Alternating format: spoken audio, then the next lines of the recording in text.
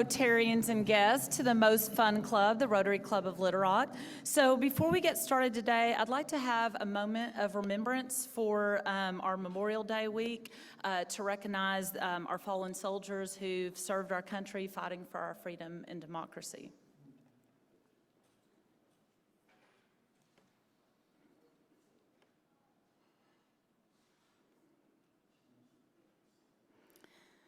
Thank you.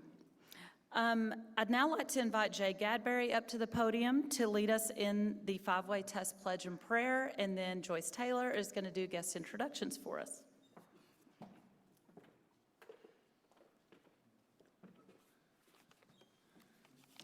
I'm honored to be up here this Memorial Day. I love World War II history, and been to Normandy and Pearl Harbor. And the war wasn't over when the Germans bombed Pearl Harbor. The five-way test. Of the things we think, say, or do, is it the truth? Is it fair to all concerned? Will it build goodwill and better friendships? Will it be beneficial to all concerned? Is it fun? Let us pray. Excuse me. Our Father, we thank Thee for our many blessings. We are all so blessed. We pray for the world peace,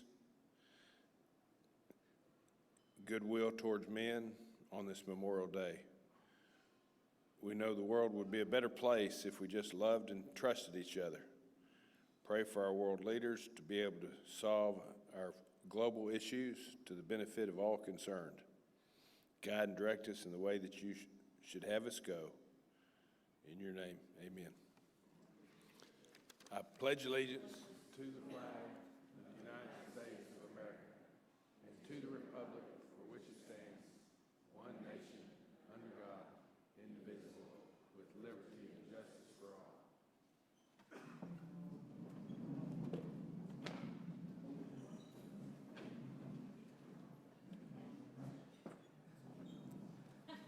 Hello.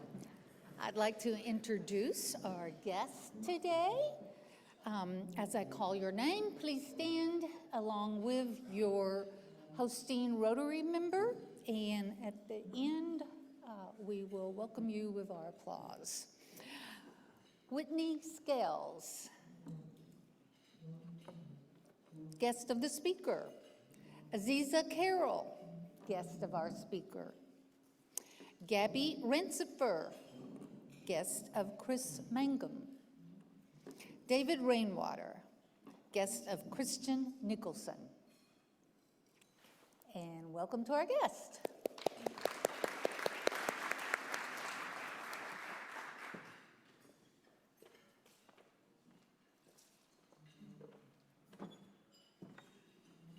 Thank you, Jay and Joyce. And Joyce, I'm so glad to see you back and feeling good, so we've missed you. Thank you. All right, so now while we're all sitting, I would like for all the veterans in today's crowd to please stand. Those who've served our country, we just want to recognize you. Thank you, guys.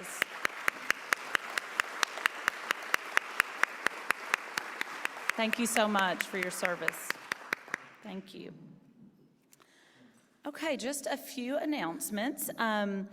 I'd also like to tell a shout out, thank you to Elizabeth Small, past president, who filled in for me last week. Thanks to Elizabeth, I went and watched the meeting and she did a great job, and we had a great speaker with Janet, so I was sorry to miss and be out of town, but I appreciate her for her willingness to be at the podium again. So as a reminder for our board members, we have our board meeting right after this meeting today. So if you'll meet us over at the Rotary office, we will hopefully see you over there. Also, this week, you're going to receive an email from Karen for an RSVP for our June 8th family cookout. You'll have two RSVPs in there, one for the biking, optional bike ride that morning. We're going to have different Rotarians leading different levels and kind of length of a ride. So if you've got kiddos who want to bike, if you want to bike and go on a really long one or a short one, everybody will be participating and doing different things. So please come out and join us for that, and just let us know if you're going to be there. And then for the 11 o'clock cookout, tons of games for the kids and the adults alike, and Eat My Catfish. So let us know how many people you're bringing. You're absolutely welcome to bring your family.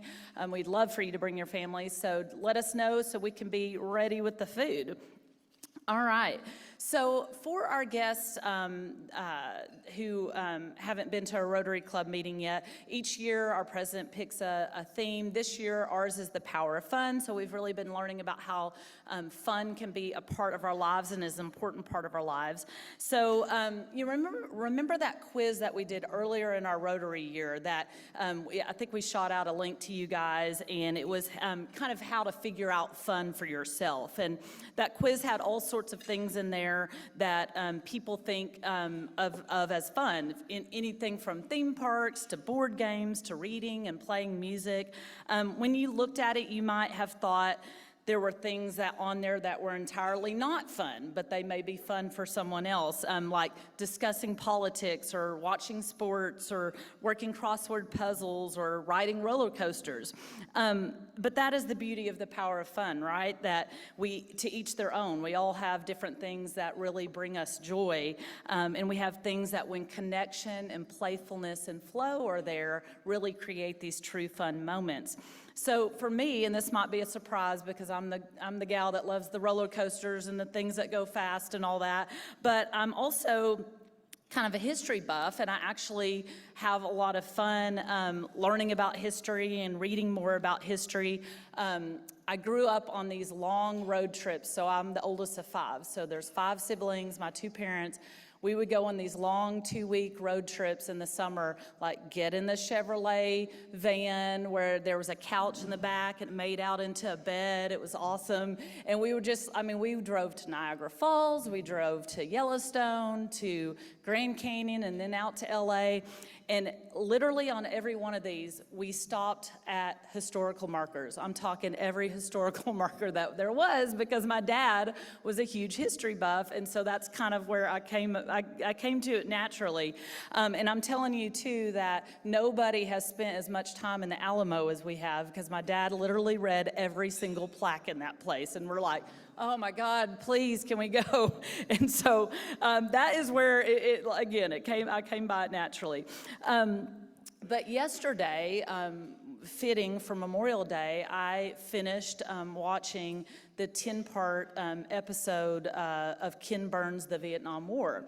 And I had read a couple of historical nonfiction books that really spurred my interest in learning more, and I realized, and I think the Gen Xers in here will agree with this, I realized that I was missing whole gaps of history about the Vietnam War, and I think that was because, people didn't talk about that war, and there were a lot of things around that war that divided our country, and it was a very sad and painful loss for many. And so me as a Gen Xer growing up, I just didn't hear a lot about the Vietnam War like we've heard about World War II. And so I just found it really interesting, this documentary. I finished it yesterday on Memorial Day, which I thought was really kind of cool.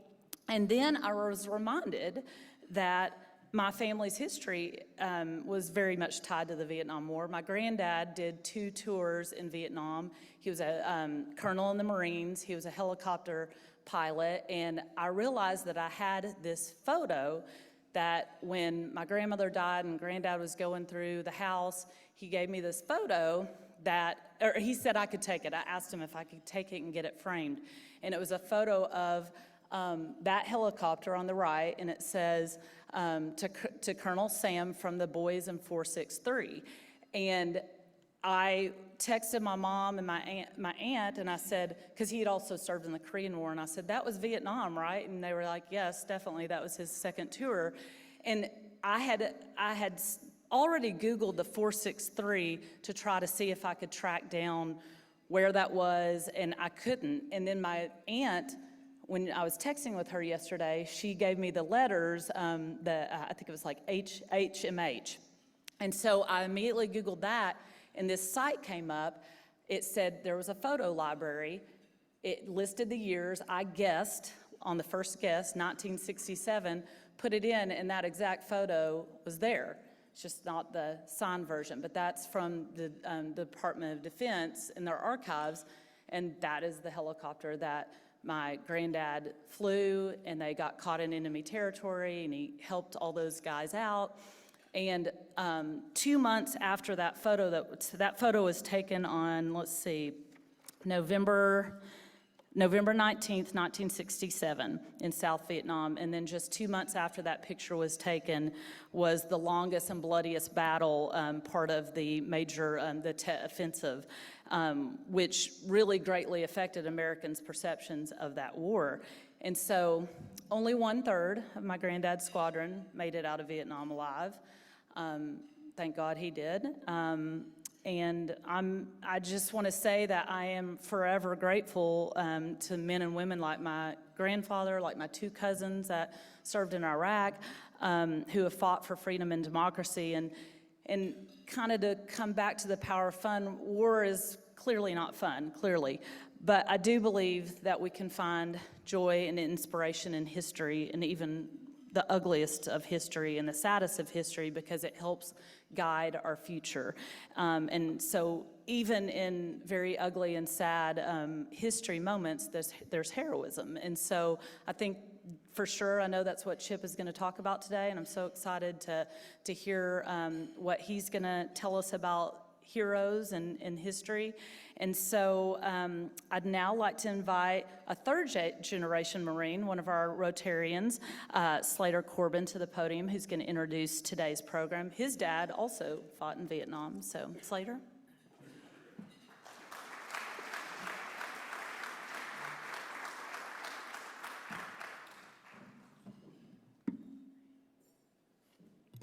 Sorry about that.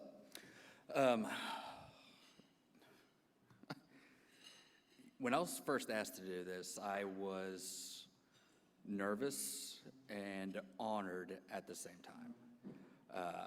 Really wasn't sure what I was going to say, and and still really not sure on what I'm going to say right now either.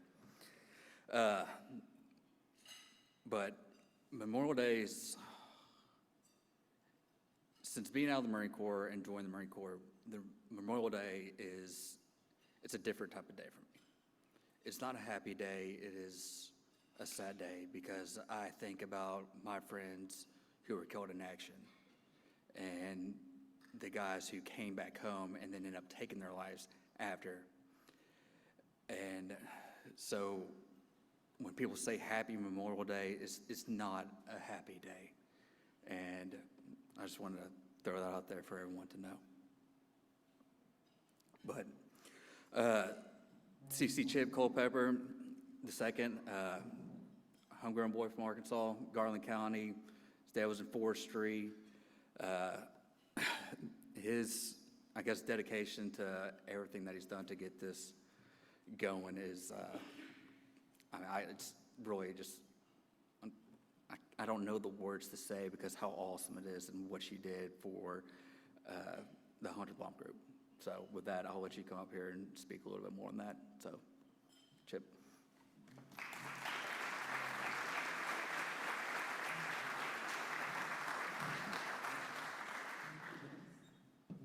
This is really a humbling honor for me to be with you today. I told the table the over/under on when I'm going to, how many times I'm going to get emotional during this is 5. So bet the over. And it's probably going to happen within the first 2 minutes. It's the first time I'm going to get choked up. I'm here to speak to you today about the making of Masters of the Air. Masters of the Air is currently streaming on Apple TV+. It is the third and final installment of the Hanks-Spielberg collaboration that brought you Band of Brothers and The Pacific. This is the final installment in that series. It's a 9-part miniseries, but I encourage you, if you do watch it, look for the related content, because there's a part 10 that's a documentary called The Bloody 100th. And that is interviews with the real men who are featured in the very Hollywood version of events, is based on the very real men of the 100th Bomb Group, known to history as the Bloody 100th, because of their high casualty rates. In fact, of the first 30 crews that went to England with the 100th Bomb Group, 77% of those men were casualties. So look around the room, 77% of this audience didn't come home out of the first 30 crews in the 100th Bomb Group. I show you this very real group of men because standing in the back row with the circle around his head now, that's my dad. He's 20 years old in that photograph. This is the day they finished their 35th and final mission. And you don't see many smiles in the group. It's more of a relief because they just finished, they punched their ticket, they were going to get to go home after 35 missions. This is a little bit better look at my dad. And one of the things that he told me later in life, it took him about 40 years before he ever really said anything about his service. And then it just kind of started seeping out little by little. And I thought he was a man of few words. But when he did speak, you tended to pay attention to what he had to say. And here he said, they taught us in this, he was talking about gunnery school, aerial gunnery school. He said, they taught us to fire in these short controlled bursts so that we would save our ammunition for when we really needed it. And then he stopped and he thought back and he said, you know, thinking about it now, that's really how we learn to live our lives, in these short controlled bursts. And that was the air war in Europe. The airmen did have these short controlled periods when they flew. Daytime strategic bombing missions was the mission of the 8th Air Force.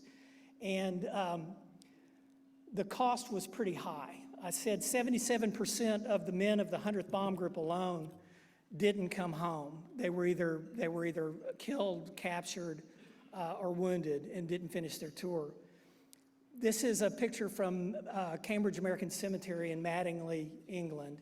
And this is where most of the airmen of the 8th Air Force are interred. And if you've never heard taps played in a place like this, then you don't understand the power of those simple notes when you're standing amongst the rows of perfectly kept white crosses and Stars of David that are in that field. The 8th Air Force, just as a point of perspective, in World War II, more than 12 million Americans served in uniform. 12 million Americans served in uniform. Many millions more than that served out of uniform. My mother was a Rosie the Riveter over here in Jacksonville. She made ammunition with her 3 older sisters. And that plant turned out 70 to 80% of all the explosive ordnance used in World War II by the Allied armies, the firing mechanism, the caps, the fuses, the timers, came out of Jacksonville, Arkansas. Almost 80% of all the explosive ordnance in World War II used by the Allies came out of Jacksonville, Arkansas for its business end. That's a pretty remarkable accomplishment by the civilian population. But of the 12 million Americans that served in uniform, 400,000 Americans died in service. Another 600,000, so 1 million Americans were casualties of that war. The 8th Air Force, which was one of 18 numbered air forces. We didn't have the Air Force we know today until 1947 as an independent service. So they were the Army Air Force, and there were 18 of them scattered around the world. The 8th Air Force, 26,000 American airmen, 26,000 American airmen in the 8th Air Force alone died in service over Europe in the skies, 5 miles in the sky above German-occupied territory. 26,000. That's more than the entire Marine Corps lost in all of World War II, just in the 8th Air Force alone. Another 28,000 became prisoners of war. That's just the American side. The Brits lost twice that many in the air over Europe. The makers of Masters of the Air chose the 100th Bomb Group to tell that story for a number of reasons. A, because they're kind of a colorful unit. They've got these great characters that almost were written for the screen when you meet the real men. But they chose to focus on the air war simply because of this, this fact here that President Roosevelt said that Hitler built a fortress around Europe, but he forgot to put a roof on it. The only offensive action that the Allies could take for many years, in fact, against Nazi Germany was from the air.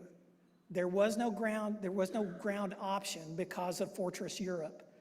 So for about 3 years, the only thing that the Allies could do to fight back was through the air. The British learned the lesson pretty early on. They bombed at night. They carpet bombed areas. The Americans came in 43 and started bombing during the day, which was suicidal in the eyes of the British. They almost bombed themselves out of, or worked themselves out of a job because of the high casualties that they suffered as a result of that. I said the 8th Air Force is one of 18 numbered air forces in the world. They occupied most of that bump on the eastern side of England. England was essentially an aircraft carrier during World War II.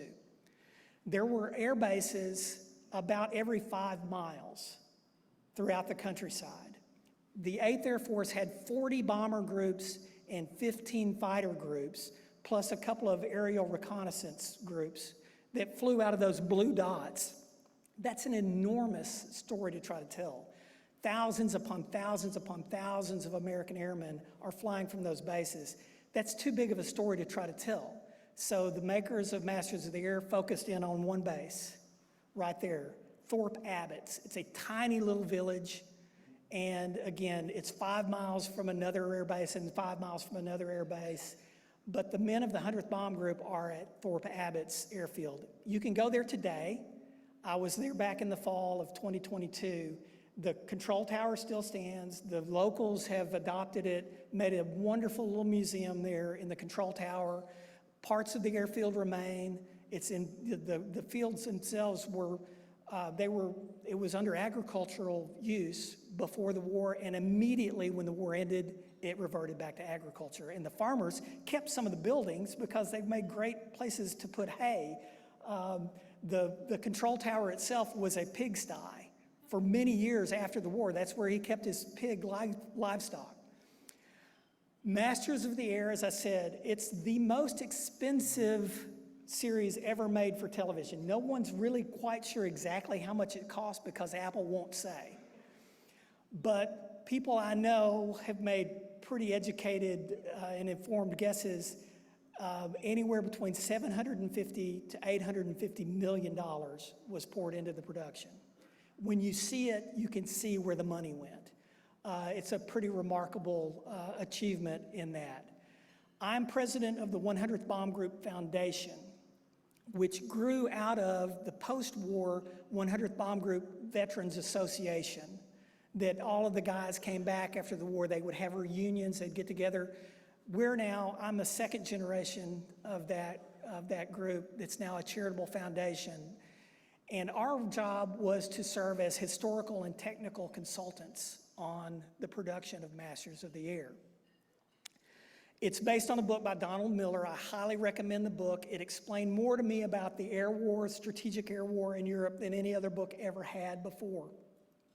And Don Miller latched onto the same thing that the producers saw in the 100th Bomb Group. These colorful characters, they're incredible high losses. It's made to be scripted kind of story. And he understood that. And in fact, page 1 of Masters of the Air starts talking about the 100th Bomb Group as a representative group of the larger 8th Air Force.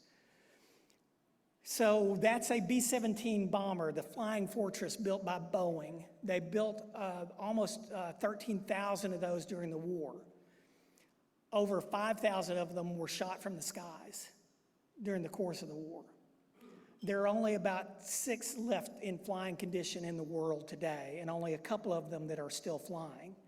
So one of the challenges the producers had was most of the story takes place 5 miles in the air at 60 to 70 below zero in an unpressurized, open cockpit kind of world where if you take off your gloves and you touch a piece of metal, which was, my dad was a flight engineer, his job was to fix things while they were flying that got shot up or broken or frozen in place. And if you took your gloves off and you touched a piece of metal, you stayed there. Your hand froze to the metal. So you're on oxygen for 8 to 12 hours. Your face is frostbitten. And then there's these little things called, German fighters that are trying to shoot you out of the air. There's anti-aircraft flak coming up from the ground. So everything is trying to kill you. The air itself is trying to kill you because it's so thin. It's like fighting literally on top of Mount Everest. That's the conditions of flying in a B-17 bomber or a B-25 bomber during this point of the war. It's like walking around on the top of Mount Everest, and people are trying to kill you while you're there. So it's a pretty formidable situation. The B-17s of the 100th Bomb Group are distinctive in that they've got that square D on their tail. That's how you can tell that's a 100th Bomb Group plane. They have the distinction today, the only World War II, it's called a tail flash, that is still flying in the world, anywhere in the world, is the 100th Air Refueling Wing at RAF Mildenhall in England that is the legacy unit of the 100th Bomb Group. They still fly that tail flash. It's the only active duty Air Force unit in the world still flying a World War II tail flash. And they've named a lot of their planes after the planes of the 100th Bomb Group, and they've got nose art. It's pretty cool. So if you've not, a show of hands, anybody seen the series? Cool. Those of you who've not seen it, here's a little preview. What's the move? We lead our boys through it. So you're happy? A girl worth riding to is hard to find. Not if you know where to look. I'll miss you every second. Major Egan, you were the first pilot assigned to the 100th. Me and Buck Levin. You are in charge of 35 planes and 350 air crewmen. Don't you die on me before I get over there. Something big is brewing. The 8th will be sending up the largest air armada ever assembled in the history of mankind. Straight into Hitler's territory. We need complete and total air superiority. That's the mission. You might be the last pretty face I ever see.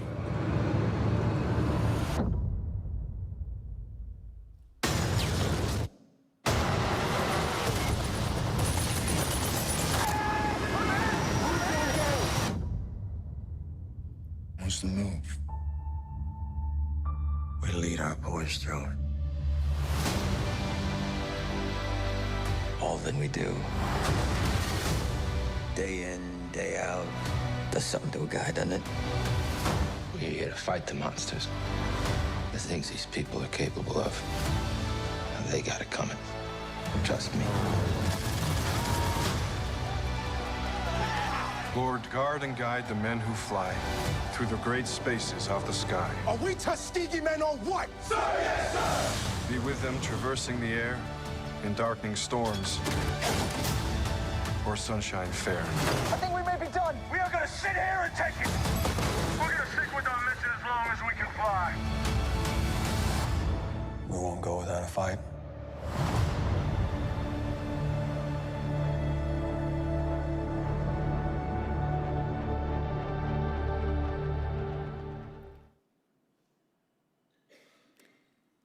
So the series follows the men of the 100th Bomb Group, but it primarily shows that experience through the eyes of several men, including from the top left, Gail Buck Clevin, played by Austin Butler, John Egan, Bucky Egan. I know Buck and Bucky, it's a thing. And they were both, when you think about it, they both grew up in the era of comic books, and one of their heroes was Buck Rogers. And they both were enamored by flight and wanted to become pilots. That was their only goal in life, was to become a pilot. So they were Buck and Bucky. Then you've got Curtis Biddick, who is played by Barry Keoghan. Harry Crosby is the narrator of the series. And Harry's a man I knew and met here in Little Rock in 1993 when his book first came out. His book is a major part, one of the major source materials from this. And Harry is played by Anthony Boyle, an Irishman, who does a remarkable job at capturing the real Harry Crosby. And it's pretty cool to see Harry brought back. He's been gone for quite a while. Robert Rosie Rosenthal is a man, I'm a writer, and I could not write this man's character and you believe that it's a real guy. But everything that you see in the series is real. He did it. Spoiler alert for those of you who've not seen it, Rosie survives the war. And it's important that you know that, because as part of his story that isn't brought out, but is kind of touched on in the documentary, after the war, Rosie wasn't doing well. He didn't adjust well. PTSD caught up to him. And he was back at his law firm in New York, and he was struggling. And he saw in the Sunday New York Times an ad. They were looking for prosecutors to go back to Germany, to Nuremberg, to the war crimes trials. And he volunteered to go back as a prosecutor. And that ended his war for him. He came to peace because he built the prosecution against Goebbels and Heidel and Jodl, three of the top offenders. He built the prosecution's case against them. On the boat on the way over, he met another young prosecutor, and they fell in love and were married 10 days later in Nuremberg by the Burgermeister, by the mayor of Nuremberg himself, only 2 days after they had stricken the anti-Jewish marriage laws from the books. That's Rosie Rosenthal. He's an amazing man. And I'm so grateful that the world is getting to know him through this series, because he's a remarkable American hero. The last guy I want to show you there is at the bottom right. That is Ken Lemons, and he's played by Rafferty Law, the son of Jude Law. When you look at him, you can really see his dad in his face. But Ken Lemons is from Pocahontas, Arkansas. So there's a local connection there. Ken was a mechanic on the ground. So this is not just about the guys that are flying 5 miles in the air. They couldn't do their jobs without the men like Ken. And this story, one of the other source documents is a book that Ken wrote right after the war, a memoir called The Forgotten Man. It's almost impossible to find a copy of it these days. But they took this scene right out of Ken's book, and I think it's brilliant because, again, it looks like it's Hollywood. It's like it's impossible that this happened, but this really happened.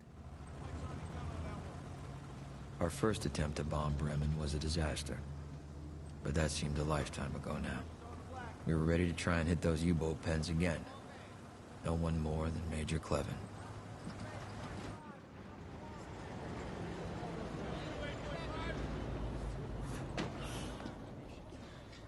Is it cleared?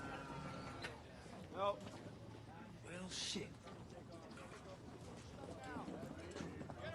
Major, sir, I have a problem with the left magneto in number 2. It's giving a real hot drop on run-up. Now, I'm pretty sure it's just the points. I can fix them while you taxi. 3 engines?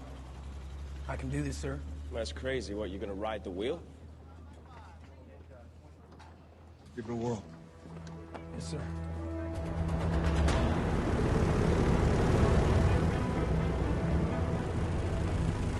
I don't know about this, Buck. Fixing a magneto on the hard stand. Yeah, that's one thing. But on the move?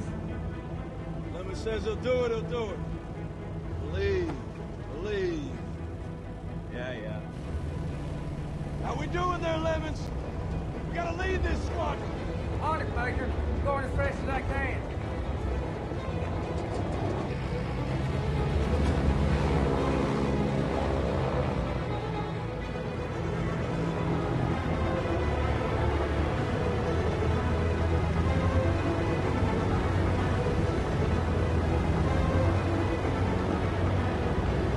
We got 2 planes left, Buck. We got 2 planes in front of us. Yes, sir.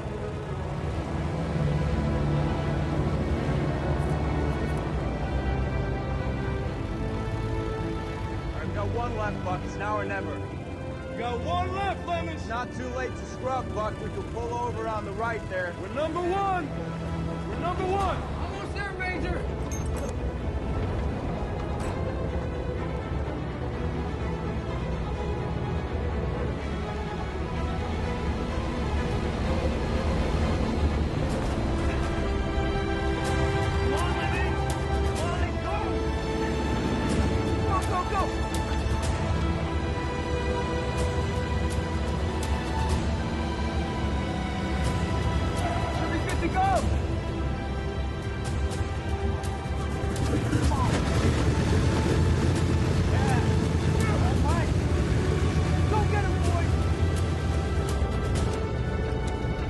Marco admitted, you're wrong. All right, I'm wrong. Let's go.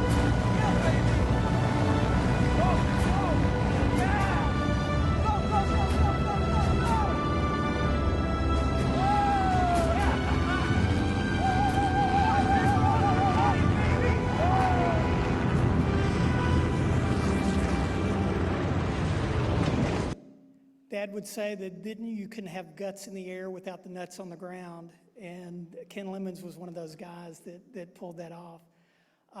These are a few behind-the-scenes pictures, if you will. This is from the world premiere in Hollywood back in January.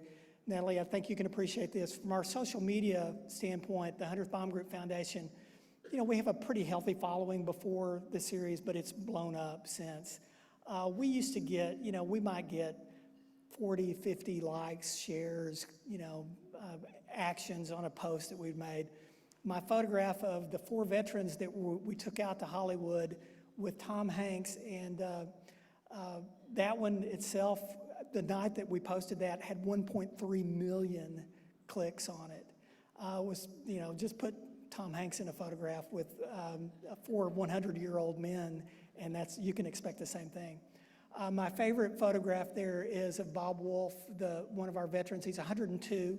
He's the gentleman with the walker there, meeting Steven Spielberg. And I got to introduce the guys, and I'd say, Mr. Spielberg, this is Henry Cervantes. And he, to a man, he stuck his hand out in deference, and he said, "Hi, I'm Steven. I'm one of the producers." And that was the humility that I really didn't expect, frankly, from either of the producers or the young stars. You'll see at the left there, that's Anthony Boyle, who plays Harry Crosby.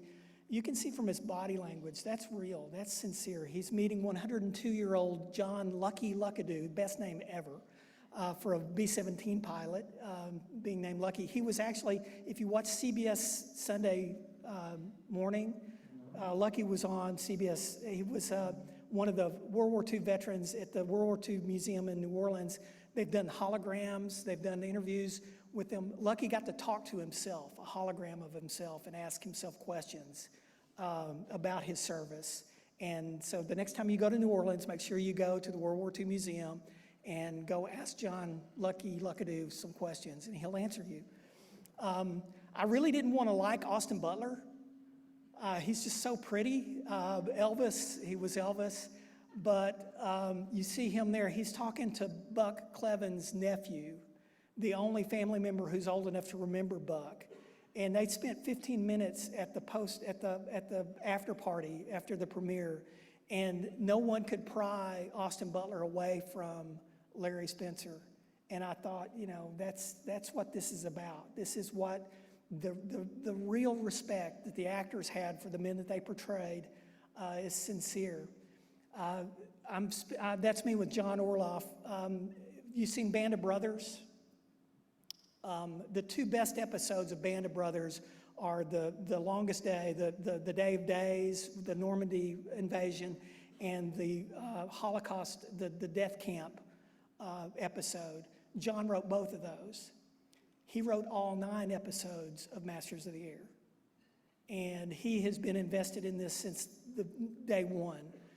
He will tell you that anytime you see an aircraft go down in in Masters of the Air, an aircraft explode, German or American, it's not there for dramatic effect. That plane went down on that mission in that way on that day. They did the research. We provided them the archives. The writers did the work. The producers did the work to portray what really happened in the air. And I had B-52 pilots we had a premiere at Barksdale Air Force Base. I had B-52 pilots come up to me after that was over with thousands of hours in the air and raved about the accuracy of the flying. That was our role. That was the Foundation's role. The gentleman on the right, there is Callum Turner, the young man who plays John Egan, Bucky Egan. Henry Cervantes died 3 weeks ago. One of the veterans that we had with us in Hollywood. Hank was 100 years old, and he was the youngest of the men that we took with us to Hollywood, and he just passed away. God bless his soul. A little behind the scenes, this is, again, I think one of the better representations of what the Foundation's work did. You see a scale model 1-to-1. They built 2 B-17s, kind of like a model kit that you would make when you were a kid, only these actually move under their own power. The propellers turn, there's no thrust, and they use them to drive around on the sets that they made. But that's Alice from Dallas, and then in the foreground you see one of our archival photographs, and you see the attention to detail that the production crew took. Our archives are vast, that we maintain as a foundation, and the props department, the wardrobe department, the actors themselves accessed all of that material as part of this production. The volume is what they call the set on the left, where they would put fuselage parts up on gimbals, and they could project onto the screens around the actors. They didn't have to react or act to someone with a tennis ball on a stick on a green screen. They could see from the cockpit a German fighter diving on them. And everything's moving, everything's pitching around. It helped the performance. And when you see the performances, when the plane banks, the sun stays where the sun would stay, and all the shadows inside the interior are exactly what they would be because it's being projected into the sunlight's being projected into the cockpit. Callum Turner is mounting that scaffolding, and the actors tell me that, you know, they would spend 8 hours in the volume, and that gave them some perspective of what it was like for the crews who were in those same kind of spaces, albeit under attack and at freezing temperatures for that kind of time. 8 hours at a time they would spend in the volume getting their scenes, so it helped their performance. The cool thing about the volume is that it allowed them to put cameras wherever they wanted to put a camera, which was pretty remarkable for the production. That's one of the B-17s slung so they can do a parachuting bailout scene with one of the actors. The 100th Bomb Group Foundation, our job is to remember. That's our sole purpose, to exist, to preserve the legacy of the men of the 100th Bomb Group and the larger 8th Air Force in which they served. You don't have D-Day, that we're going to celebrate the 80th anniversary of D-Day in a couple weeks. You don't have D-Day without the service and sacrifice of the men of the 8th Air Force. Those 26,000 men in the air paved the way. They bombed all the bases. They were bait. They literally were bait to draw up the German Air Force so that it could be destroyed in the air and on the ground so that we could invade by land. It became their role to serve as bait, and they knew it. My dad told me, son, it felt like there were times that everybody in Germany was trying to kill me. And it felt like everybody in the army was trying to get me killed. And he was right. Their job was to serve as bait. 26,000 men lost their lives so that we could hit the beaches at Normandy. And you know what? There were only 2 German fighters in the air that day. They made one pass over the beaches and got out of there because they were absolutely outmanned, outgunned. Air supremacy was obtained through the sacrifices of the men of the 8th Air Force. 2,500 men, Americans, died on the beaches at Omaha and Utah Beach. 2,500 American, and I don't diminish their sacrifice. I know one of those men who was on the beach, but 2,500 men died on the beach, but 26,000 men paved the way for them to do that, so that those losses were that small that day. The 100th Bomb Group Foundation supports education and outreach efforts around the world. We are an international organization. We have museums that we support in the UK and in the Czech Republic, and then also in several places around the United States. What's next for us is a major push. I told you about the World War II Museum in New Orleans. We're working with some of the same people who did exhibit design down there for an exhibit about the 100th Bomb Group in Savannah at the National Museum of the Mighty 8th Air Force. And I'd love to talk to any of you who have a philanthropy angle or like history or like aviation at all, because we're trying to raise about $4.5 million. We're $1.3 million into a capital campaign where we're trying to raise that kind of money. And the reason that we do it, people ask me, why is it important to remember World War II? Why does this even matter? I tell you that it is important because the world we live in today is built on the ashes of World War II. The echoes and the ripples and the shadows that present themselves every night in the news have their roots, have their origin in World War II. The tension between China and Taiwan, that's a World War II legacy. The birth of the Jewish state in 1947 is directly related to the outcome of World War II.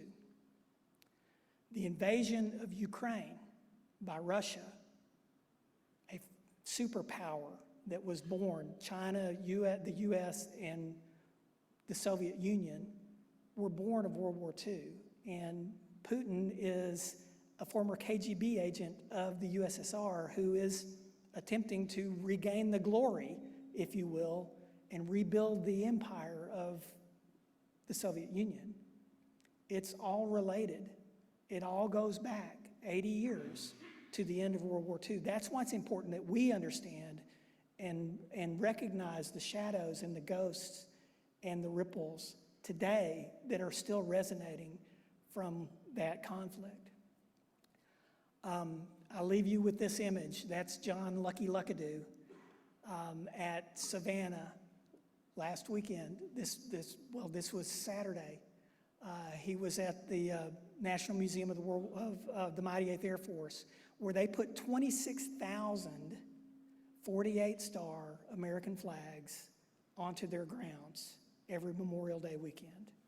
And John was down there visiting. I'll see him next weekend. He amazes me. He's 102 years old. I can't keep up with him. He will tell you that the secret is good scotch, which he has every night. He has a glass of really good scotch every night. And he says he likes to have something to look forward to. So there's a lesson in life there from a 102-year-old. Always have something to look forward to. I'm going to Los Angeles with him next weekend. I'm flying down to Dallas to get him, and we're going out to LA for a fundraiser for that exhibit in Savannah. So John's quite amazing. The gentlemen that are still with us are quite amazing, and my children have come to know men just like their grandfather through the 100th Bomb Group Foundation, and for that I'm eternally grateful. And I'm grateful for your time and attention today, so thank you.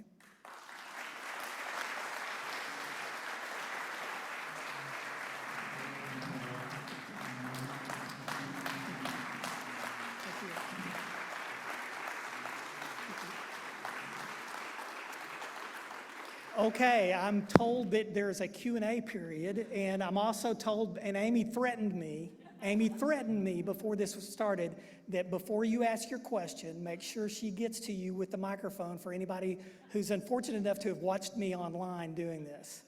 So, first question. How many are still living? There were probably, during the war, at any given point, there were probably about 10,000 men that served in the 100th Bomb Group.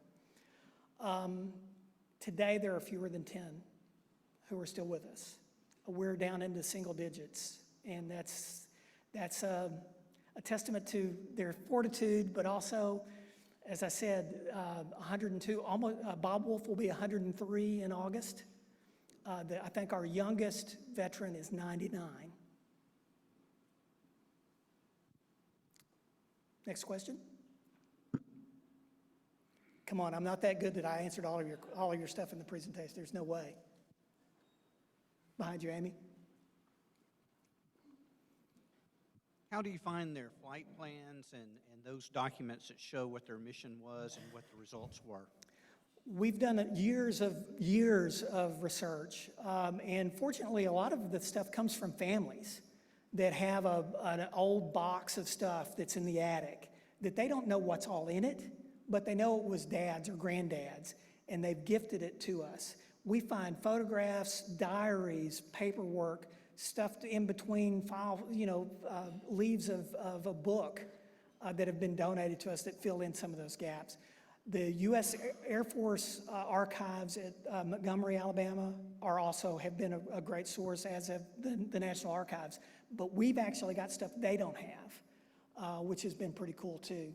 So families, there'll be a photograph that has the names written on the back, and that may be the only time we ever find that man's name in anything to know that he served in the 100th Bomb Group. So families have been a great source of information. And you can find all of it now at 100thbg.com.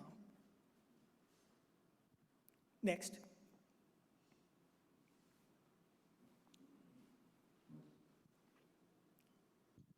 Chip, thanks so much.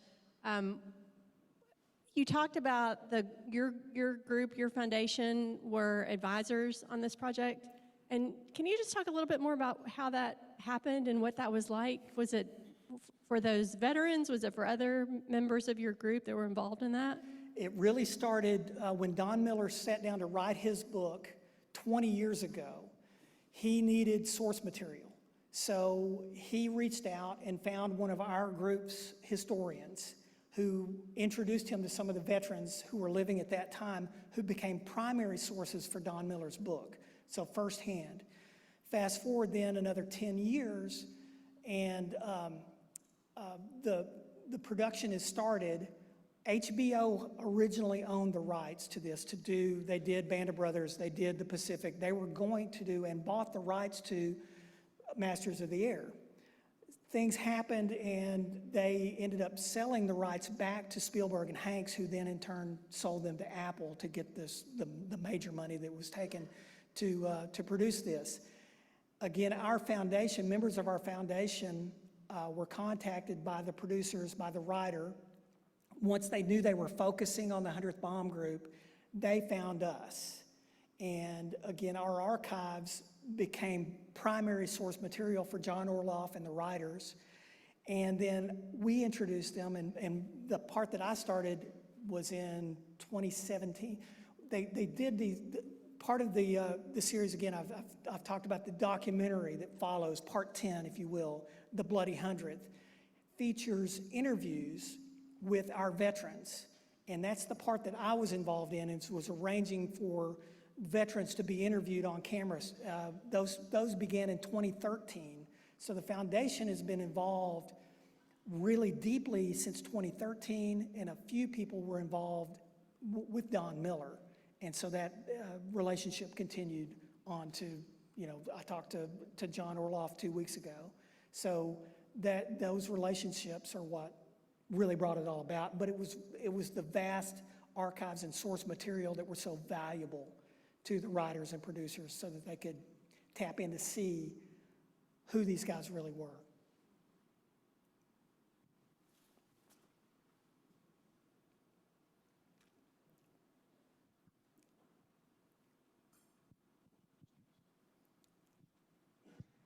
The most dramatic part of the different scenes that were in that movie was when the aircraft were just being shredded with flak and bullets and that type of stuff. Do you know how they filmed that, make that so realistic? A lot of it is green screen effect. Actors would have dots on their faces if they were wounded, and then the artists came in behind that and like applied those in real time. So a lot of the battle damage to the planes themselves, the guys that flew B-17s loved them because they could take tremendous amounts of damage and get them home. So they did a great job in representing that, and they had these removable panels on the two planes. I said they built two planes. Those planes doubled and tripled and quadrupled and stood in for a lot of different planes because they could repaint them, and they could also have these removable panels and propellers that showed the battle damage. And so they could apply different patches, if you will, to the planes so that plane could have its tail shot off in one scene and then be whole in another scene. So the prop masters were amazing in the effects that they did. But then the visual effects artists, again, it's so realistic. At the premiere, there were 1,000 people in the theater, and we had 4 veterans there. The first time the anti-aircraft flak comes up from the ground and is battering these planes, I looked down the row to Bob Wolf, who was sobbing.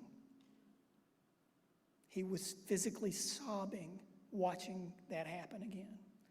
Lucky Luckadoo, after it was over, the first episode, someone asked him what he thought, and he said, "I feel like I just flew another mission." So the flying part of it is very palpable, and to your point, it's visceral, the things that happen to these guys in the air. And that was our goal all along, was to be as accurate, and that was our mission, was to be as accurate as we can be in what really happened. They take artistic license in some of the storylines, but the missions themselves that are depicted, that are flown, are real. What happens on those missions is quite real. Lucky will tell you the only thing they missed is just how cold it was all the time. And there's no way to convey that to an audience at home, just how cold it was all the time at altitude. Again, the thermometers on a B-17, they only go to 70 below. And so there were times when my dad said, as a flight engineer, he's looking over the pilot's shoulders and he's checking a lot of things. It was pegged at 70 below, so there's no telling how cold it was. So that's the one thing that's missing from the series. I have a follow-up. The show portrays some POW camps. Yes. They're just filled with thousands Yes. of POW. Were those mostly airmen at that point in the war? Luftstalags that are depicted, that means air prison. So the Luftstalags were airmen. The stalags were prison camps. So the ones you see in Masters of the Air are Luftstalags. And you see there men of the 100th Bomb Group, you see Tuskegee Airmen, which that really happened. The Tuskegee men that are depicted in the camps as POWs were officers, and they weren't segregated. The U.S. Army was segregated, but the POW camps were not. So if you were an American officer, you went to be with other American officers, and to their credit, I think that's a very powerful and important part of the story as well. Looks like I'm being cued off, so thank you.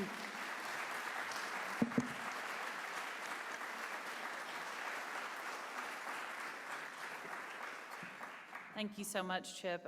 You know, Amy and I both worked at Mang & Holcomb, and I can tell you, like, Chip is one of the most creative people in our state and region, but like, he is such a blessing to military and veterans and everything that he's done for so many years, and thank you so much. What you do is incredible, and thank you, Slater, for your great introduction. Appreciate that. And Chip, I've got something down here for you. It depicts our mural that the club did over in the River Market for your desk. Just a reminder that our city is big on fun, so thank you for being a part of our Rotary Year. All right, so next week, we have another outstanding panel providing an update on our foster care system, which is really important. Going to be talking about the role public and private institutions are playing to really take care of all of our kids in Arkansas. So a really important panel that I hope you'll take part in. And again, thank you for your